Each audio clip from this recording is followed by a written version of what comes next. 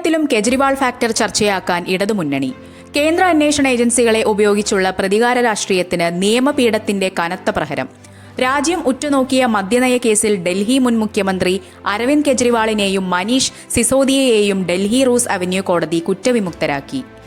കേസിലെ 23 പ്രതികളെയും വെറുതെ വിട്ടുകൊണ്ടുള്ള കോടതി വിധി കേന്ദ്ര സർക്കാരിനും BJP നേതൃത്വത്തിനും രാഷ്ട്രീയമായി വലിയ തിരിച്ചടിയായി.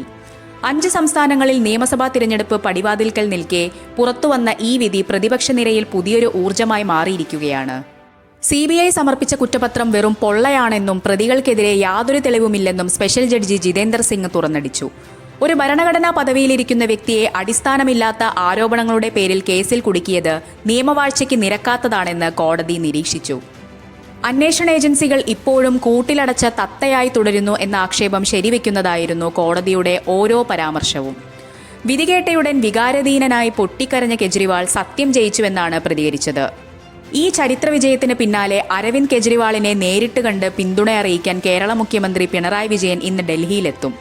കേന്ദ്ര ഏജൻസികളുടെ വേട്ടയാടലിനെതിരെ ദേശീയ തലത്തിൽ നിരന്തരം ശബ്ദമുയർത്തുന്ന നേതാക്കളാണ് ഇരുവരും. ഇവർ തമ്മിലുള്ള കൂടിക്കാഴ്ച ഇന്ത്യ സഖ്യത്തിനുള്ളിലെ ഐക്യം ശക്തിപ്പെടുത്തുന്നതിനൊപ്പം ദേശീയ രാഷ്ട്രീയത്തിൽ പുതിയ സമവാക്യങ്ങൾക്കും വഴിയൊരുക്കും. കേരള മുഖ്യമന്ത്രിയും കെജ്രിവാളും തമ്മിലുള്ള ഗാഢമായ സൗഹൃദം വരും ദിവസങ്ങളിൽ കേരള രാഷ്ട്രീയത്തിലും സജീവ ചർച്ചയാകും. കേരളത്തിൽ വരാനിരിക്കുന്ന നിയമസഭാ തിരഞ്ഞെടുപ്പിൽ കെജ്രിവാൾ ഫാക്ടർ സജീവമാക്കാൻ CPM നീക്കം തുടങ്ങിക്കഴിഞ്ഞു.